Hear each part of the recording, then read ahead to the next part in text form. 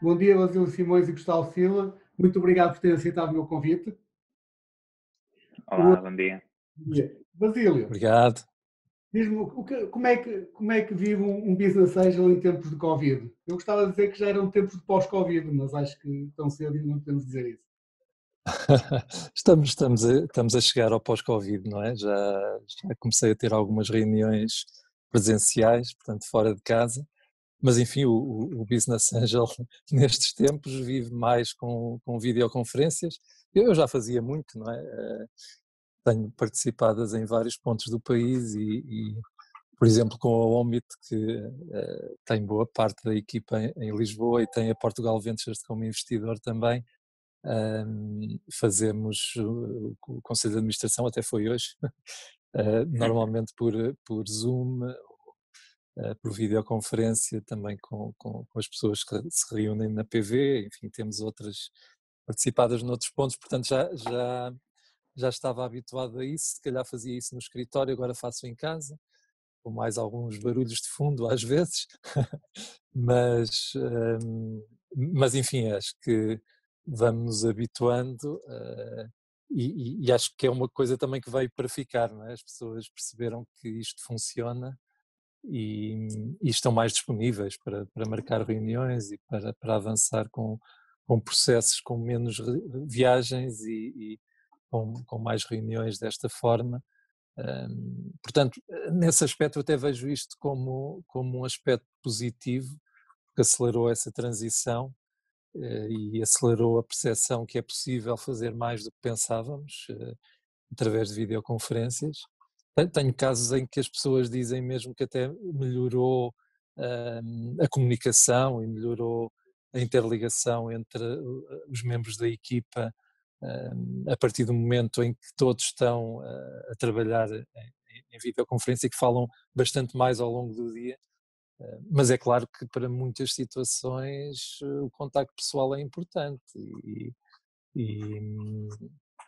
e por acaso nós estamos a fechar agora um investimento em que eu pessoalmente nunca estive com os founders, mas tenho pessoas na equipa que já estiveram e, pronto, e sinceramente não me imagino a tomar uma decisão dessas, pelo menos para um montante que seja, enfim, elevado para os nossos termos, sem ter essa relação pessoal e esse contacto pessoal direto.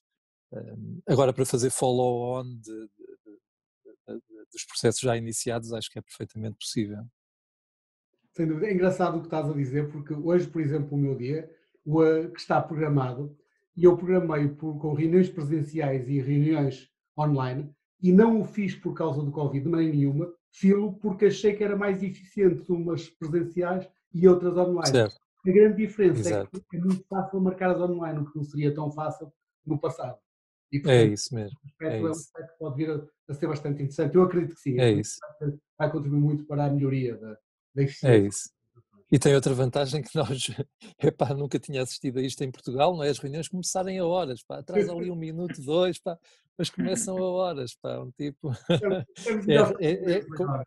com raras exceções, pá, a malta não se atrasa. Agora é a pontualidade portuguesa vai ser o novo mantra. É Gustavo, isso mesmo. diz-me lá uma coisa, tu na Omit fazes o quê? Fazes só fechaduras inteligentes ou a inteligência vai além das fechaduras? Pronto, então olha, a inteligência vai de facto além das fechaduras.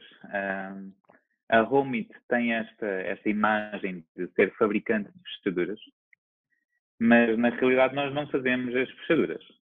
A nossa tecnologia, nós desenvolvemos um hub, é esse o nosso hardware, é um hub, também desenvolvemos teclados, e esse hub está ligado à internet. E ele tem aqui esta particularidade, vá, de se ligar a qualquer tipo de fechadura eletrónica, seja uma fechadura pequenina para as portas da rua, ou uma fechadura mais resistente para uma porta blindada, e nós, com este hub, conseguimos controlá-la à distância.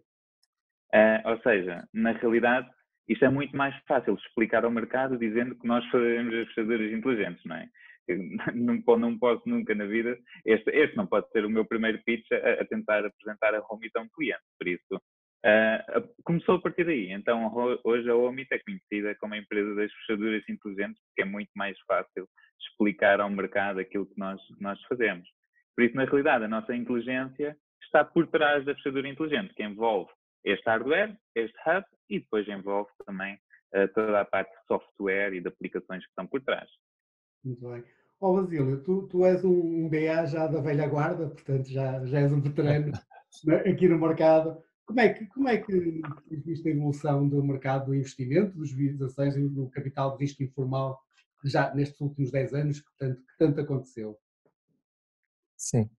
Eu acho que tem havido uma evolução bastante positiva e acho que há uma evolução no sentido da profissionalização. Portanto, eu acho que houve, enfim, tu foste um dos pioneiros, não é? Se calhar os 3 pioneiros, até já há mais de 10 anos, e depois houve ali um grande impulso quando houve a primeira vaga de fundos de co-investimento, que trouxe muita gente, trouxe muitos BAs para o mercado.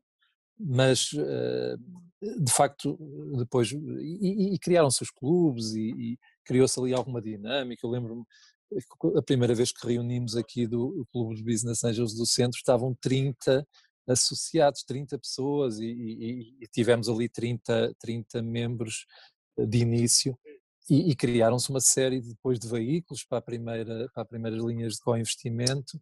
Depois o que vimos é que alguns poucos continuaram e foram capazes de adquirir ali uma massa crítica e criar uma estrutura de apoio mínima que permitiu avançar. Outros não, outros acabaram por quase não fazer investimentos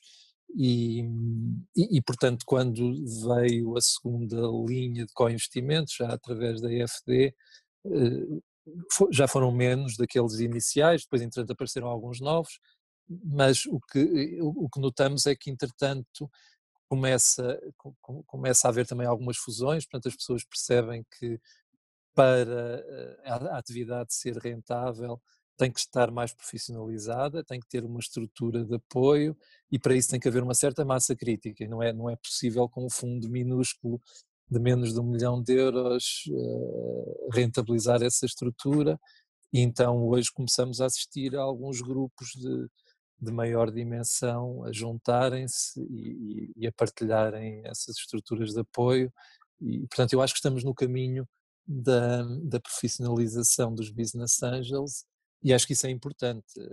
Claro, continuam depois a existir sempre alguns que trabalham mais individualmente e que conseguem por si só avançar, porque o que nós vemos também é que há muito poucos em Portugal que são exclusivamente business angels, não é? E que não têm mais nenhuma atividade além de serem business angels.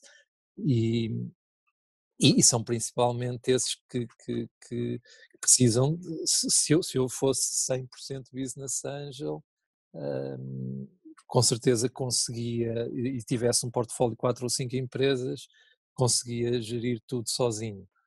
Se o portfólio começa a crescer e tenho outras atividades em paralelo, não é mesmo possível e, portanto tem que haver essa profissionalização e tem que haver essas estruturas de apoio para conseguir acompanhar as participadas, porque o que eu acho muito importante e o que é diferente aqui é nós estamos a gerir o nosso dinheiro, pode haver co-investimento, mas há ali dinheiro nosso e, portanto temos, costuma-se falar do smart money e eu acho que isso é fundamental no investimento business angel e é também por isso que nós acabamos por justificar ter uma valorização superior ao início, superior àquilo que seria uma ronda, digamos, tradicional em que estejamos a angariar um investidor puramente financeiro, porque nós acrescentamos valor e para mim hoje isso é fundamental, eu não invisto numa startup que não seja numa área que eu domine bem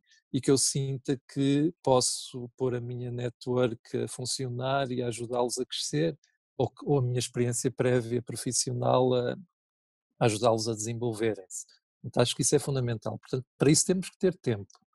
Ou ter tempo ou ter pessoas connosco que tenham esse tempo. Portanto, eu vejo que houve, nestes 10 anos houve essa evolução. Portanto, primeiro um bocado de carolice, muita gente a vir, depois uma fase, se calhar, de alguns perceberem que esse não era o caminho e que não dava, os outros que ficaram a entender que para tornar a atividade rentável se tinham que juntar em grupos maiores e, portanto, acho que é esse movimento que está a acontecer agora e acho que é positivo, isso revela a maturidade também do ecossistema. Claro que sim. Eu já vou voltar a ti porque eu acho que esta é uma questão muito interessante e queria aprofundar um bocadinho mais. Gustavo, diz-me uma coisa, uma das áreas onde eu penso que a OMIT trabalha com alguma força é ao nível do alojamento local e se calhar até no fundo do residencial, digo eu. Como é que vocês foram afetados nestes últimos meses, dado a situação em que vivemos, em que, por exemplo, no caso do alojamento local parou simplesmente, ou quase parou? De que forma é que isto afetou a empresa? Sim, olha, de facto, não posso esconder que aquele susto inicial, não é? Isto aconteceu logo no mês de março, inclusive a nossa empresa, não é? Começámos, fomos todos logo de noite para o dia, ficámos todos em casa a trabalhar remotamente, e isto aconteceu em toda a gente. Então começou a existir este susto generalizado, não só nas nossas empresas, mas de facto no mercado do turismo. Isto aconteceu, posso-te dizer que eu estou presente, obviamente, em muitos grupos de redes sociais, de proprietários de alojamento local, e uma das coisas que eu reparei foi o pessoal começou a pensar que já não iria existir mais turismo. Este foi o choque inicial. E de facto começaram logo à procura de opções B para rentabilizar os seus ativos, as suas casas, as suas propriedades. Começaram ainda existem algumas pessoas a ajudar outras a explorar o mercado de aluguer de longa duração para tentarem rentabilizar alguma coisa. No entanto, agora já acredito que já se passou este primeiro susto inicial. E isto foi março e abril, ok? E aí de facto as nossas vendas caíram porque o pessoal ficou muito assustado e começou logo a procurar opções fora do turismo. No entanto, fico muito contente que de facto agora existe uma retoma. E esta retoma é engraçado ver que começa a existir uma grande procura do turismo doméstico. Ou seja, de facto ainda parece que existe aqui uma barreira psicológica e até mesmo as fronteiras ainda não estão todas operacionalizadas, 100%. Há muitos países fechados. E principalmente por Portugal é um destino, aliás, falo em Portugal porque cerca de 85% do nosso portfólio de clientes são cerca de 1000 casas em Portugal. Aliás, 3000 casas em Portugal. E Portugal é muito afetado com as fronteiras, porque é um destino onde as pessoas vêm maioritariamente através do avião. E esta também foi mais uma variável de susto para estes proprietários. No entanto, existe já agora uma onda de turismo doméstico. E de facto, já começam a procurar agora outras opções como operacionalizar em tempos de Covid. E felizmente, o governo também tem tido aqui algumas iniciativas, como por exemplo o programa Adaptar, onde existem alguns incentivos financeiros a quem quer adaptar o seu negócio para receber pessoas e ter boas práticas, por exemplo, de distanciamento social. E é aqui onde aparece a nossa fechadura inteligente, é aqui onde aparece a OMIT, porque de facto o nosso produto promove o distanciamento social e tem sido visto assim, felizmente, por grande parte dos nossos clientes e dos nossos potenciais clientes. E hoje em dia, com este turismo doméstico sobretudo, eu posso dizer que junho está a ser um mês brutal, felizmente, e nós numa semana já faturamos o mesmo que faturamos em março e abril, por exemplo. Ou seja, já de facto existem mais vendas, não só para Portugal, mas também para a Espanha, porque realmente estes países começam a ter muito turismo doméstico, sobretudo para o sul.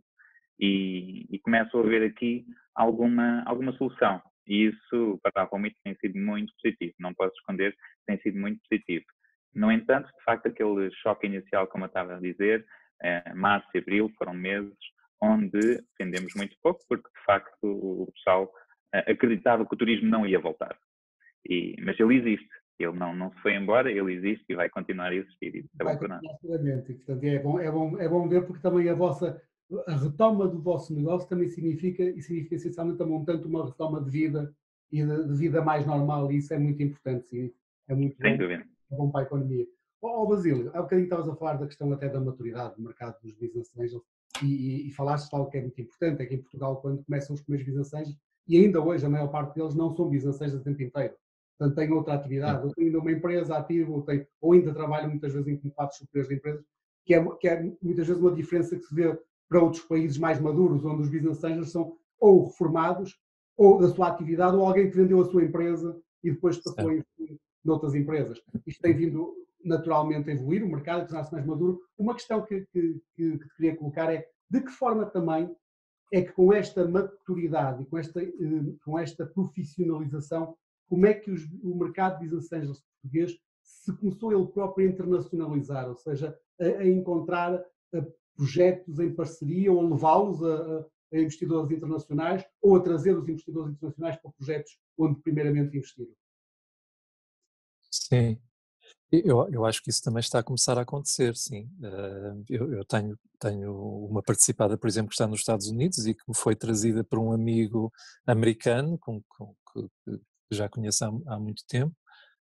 E temos ao contrário, portanto, eu também já trouxe esse amigo para investir numa das minhas startups, e temos outros grupos de business angels cá em Portugal também ativamente a fazer isso, a trazerem business angels espanhóis, italianos, brasileiros, para fazerem parte dos seus veículos de investimento e a investir em startups portuguesas e também a apresentarem oportunidades em startups lá fora. Portanto, agora, isto não se pode fazer sem apoio de alguém que esteja local, porque eu acho que o que caracteriza e diferencia um business angel de um investidor, enfim, de um estágio mais avançado, é que nós temos que estar muito presentes e para isso, hoje em dia, agora com as videoconferências, isso também se calhar se desmistifica um pouco, mas não é possível, a meu ver, ainda totalmente, e portanto tem que haver, a proximidade é importante, a meu ver, para esta fase inicial da vida das empresas e, portanto, eu admito fazer um investimento num país distante se tiver um colega também, um partner que ele próprio também atua como business angel e que acompanha mais de perto essa startup. Mas isso está-se a ver a acontecer e acho que é muito importante e que ajuda aqui o mercado a desenvolver-se. Gustavo, tu enquanto empreendedor e enquanto empresa participada por investidores, o que é que tu procuraste quando te lembraste de procurar investidores? Obviamente foste à procura de dinheiro, porque é sempre, e não tem mal nenhum, isso aí faz parte da lei da vida, mas o que é que procuraste? Procuraste só um investidor que trouxesse dinheiro ou foste à procura de algo mais? Não, de facto, aqui, um dos nossos fundadores teve aqui a sorte de cruzar no caminho com o Basílio. E o Basílio acaba por ser aqui a nossa ponta de entrada para muitos outros investidores também, mas de facto foi o Basílio pioneiro, foi o Basílio primeiro que entrou aqui na Homity. Uma das coisas que nos agradou logo aqui no Basílio é de facto não só a sua rede de contactos, mas é também a sua experiência em montar empresas na área do IT. Porque nós somos uma empresa na área do IT. E é importante dizer isto, que nós somos uma empresa, aliás, hoje já temos processos feitos e isso tudo, mas nós somos uma empresa que fabrica hardware.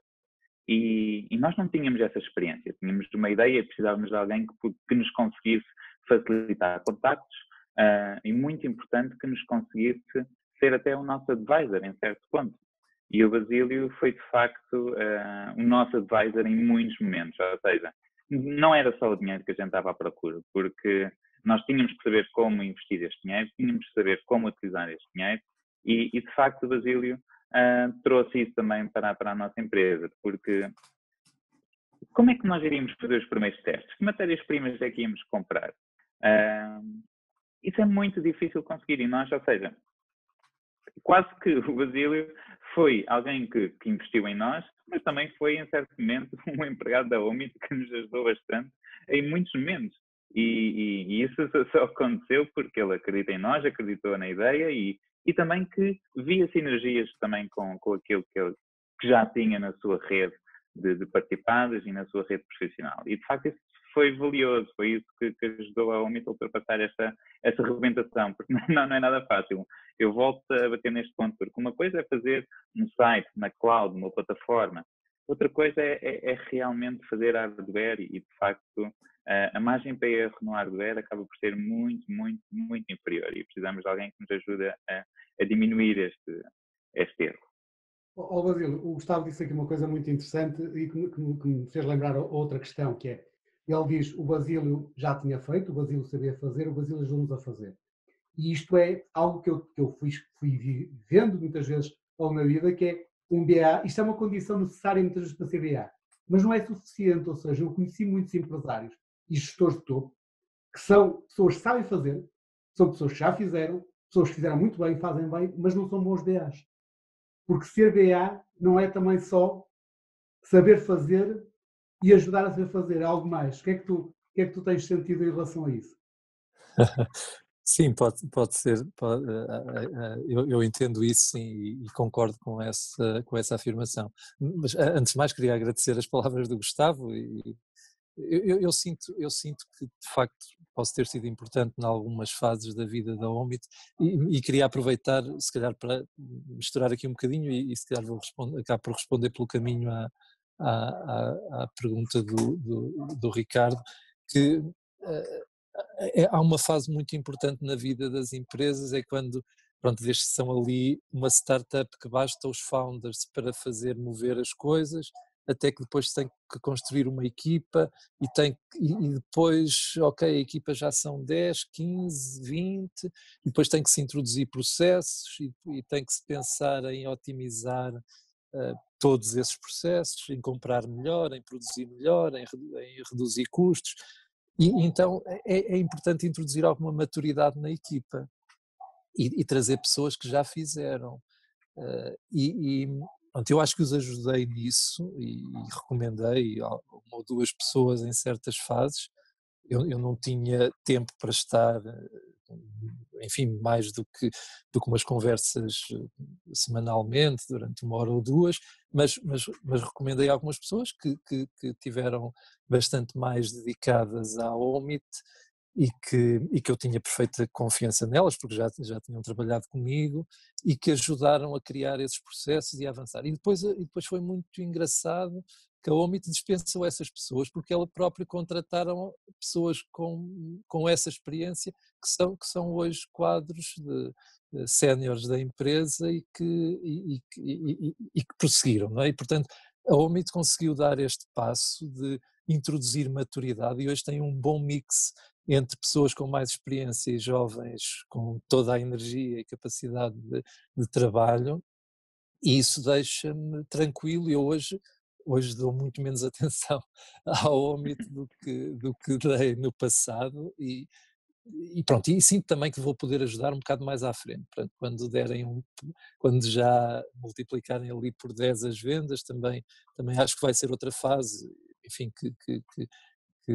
em que novamente se pode ajudar. Mas respondendo à tua pergunta, Ricardo, de facto, se calhar há empresários, eu ao mesmo tempo que fiz isso, nunca quis impor nada, não é? E tinha mais conversas com o André, que é o outro founder e founder principal, tem a maior cota na Omit do que com o Gustavo, mas enfim, com o André tive muitas e muitas sessões, seja aos fins de semana, à noite, de conversas com ele, mas quer dizer, eu ia dando aquilo que eram as minhas opiniões, mas nunca estive numa atitude de dizer, tem que fazer assim, é assim e pronto.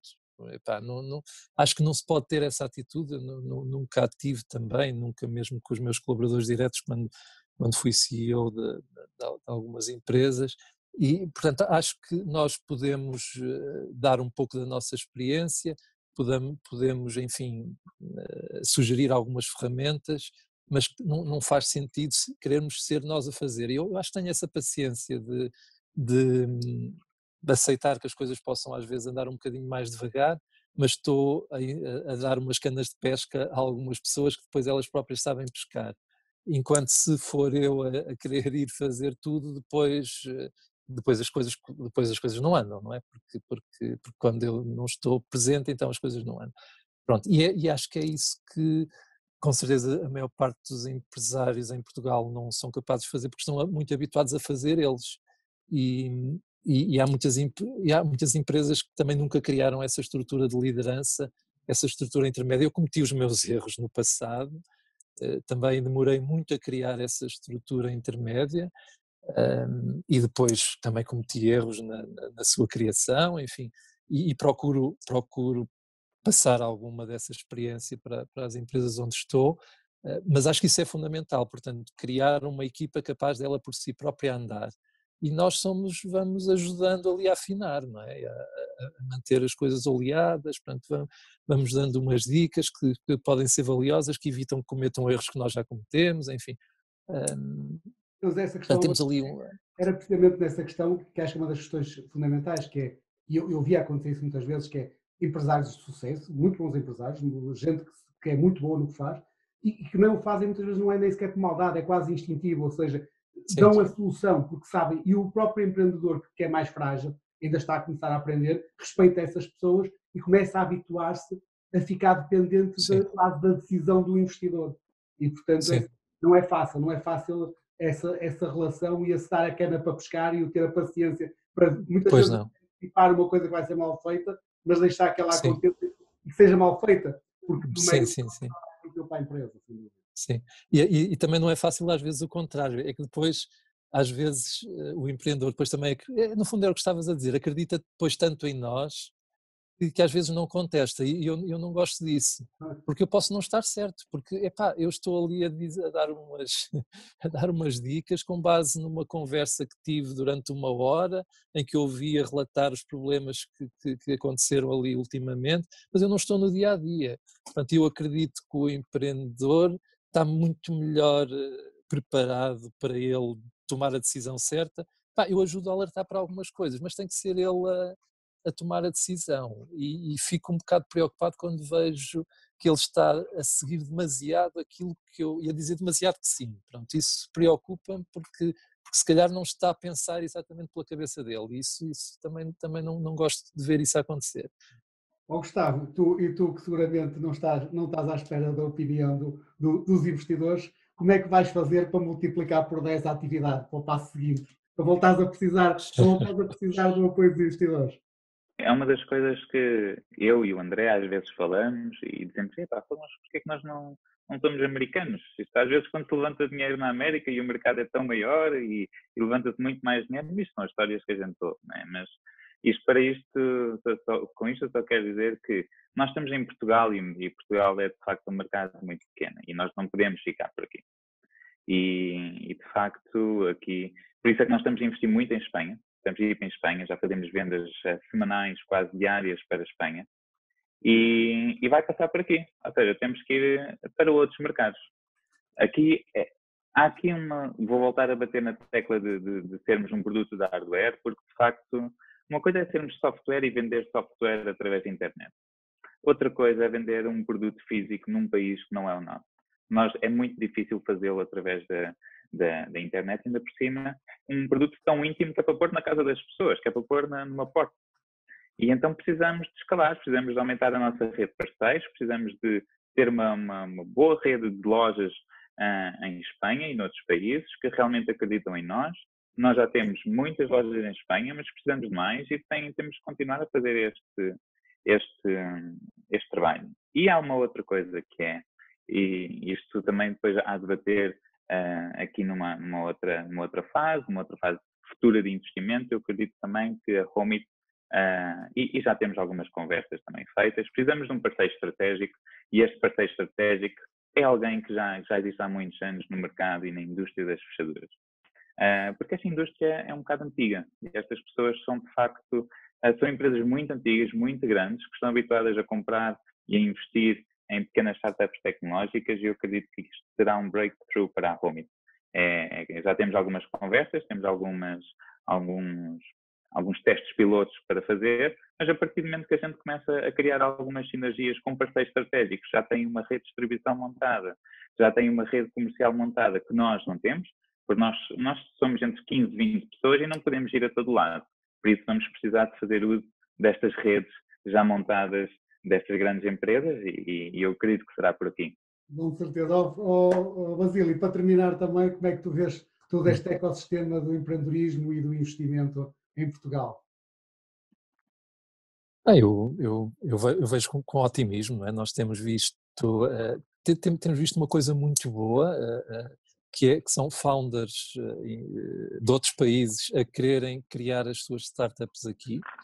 Esta empresa que nós estamos prestes a assinar agora o investimento, o CEO veio viver para Portugal, portanto não é português, mas vive em Lisboa e nós vemos muitos exemplos desses, portanto de gente a vir e a perceber que há aqui um ecossistema vibrante e que há boas condições, enfim, as pessoas gostam de viver e trabalhar em Portugal.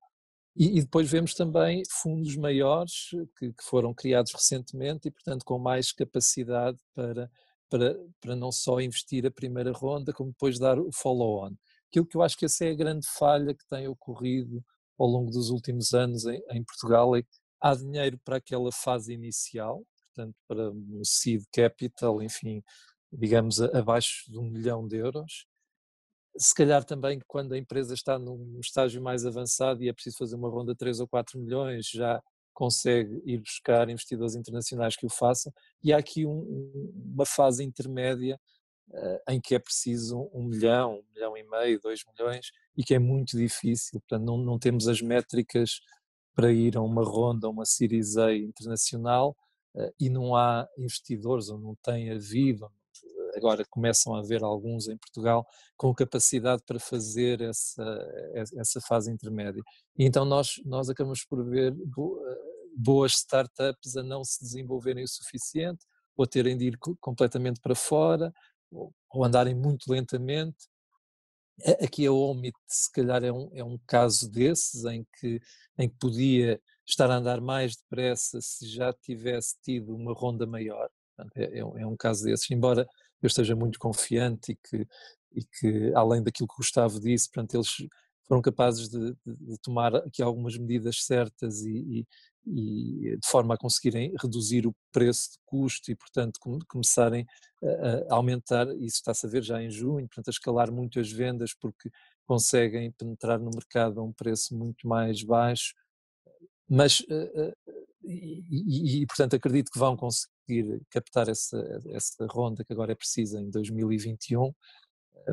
Portanto, para o mercado português se desenvolver, precisamos mesmo de ter estes players com capacidade de fazer estes follow-ons, portanto, e que já vemos alguns a aparecer e que precisamos de ver mais a virem para cá também, mas estou confiante, portanto, acho que estamos a atingir essa maturidade. O que falta é algumas destas histórias de sucesso terem os seus exits e haver reinvestimento por parte de alguns founders que consigam fazer bons exits. Eu acho que estamos perto disso poder acontecer, enfim, até hoje se calhar contam-se por os dedos de umas mãos aqueles que aconteceram e não foram tão grandes assim, portanto precisamos de alguns bons, grandes exits e de vermos essas pessoas a reinvestir no mercado nacional para que tudo comece a rolar com uma velocidade maior, mas estou confiante, sim, que isso vai acontecer. E é com essa palavra de confiança que ficamos. Muito obrigado, Basílio, obrigado, Gustavo. Fiquem bem e tudo bom. Obrigado nós e parabéns aí pela iniciativa, Obrigado. Ricardo, mais uma das tuas, portanto, parabéns, obrigado, foi um gosto.